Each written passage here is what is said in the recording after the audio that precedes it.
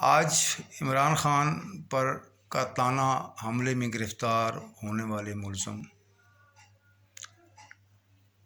چند گھنٹوں کے اندر اس کا اعترافی بیان آ جانا اور اس کی ویڈیو تمام چینلز کو جاری کر دینا، پھر اس کے چند سیکنڈ کے بیان میں جو تضادات ہیں وہ بھی سوالات کو جنم دیتے ہیں۔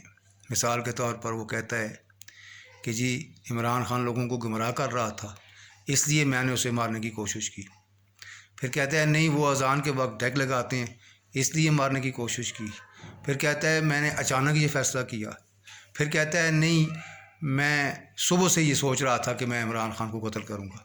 پھر کہتا ہے نہیں، میں لاہور سے جب چلا تھا تو تب میں نے یہ فیصلہ کیا تھا اور میں ساتھ ساتھ چل رہا تھا۔ یعنی چند ساتوں کے بیان میں کئی تضادات۔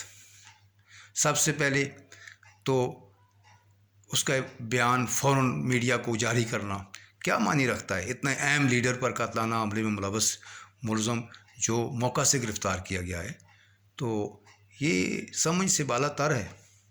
اور پھر اس کا جو اطمینان تھا، اس شخص کا جو اطمینان تھا اور جو رٹا رٹا ہے وہ بیان پیش کر رہا تھا، جو بیان کر رہا تھا، تضادات کا مجموعہ تھا۔ بہرحال اللہ تعالیٰ اس ملک کو سلامت رکھے، اس ملک کے رہنے والوں کو سلامت رکھے۔ اللہ تعالیٰ عمران خان اور اس کے ساتھی جو زخمی ہوئے ہیں، اللہ تعالیٰ انہیں صحت یاب کرے اور انہیں محفوظ رکھے۔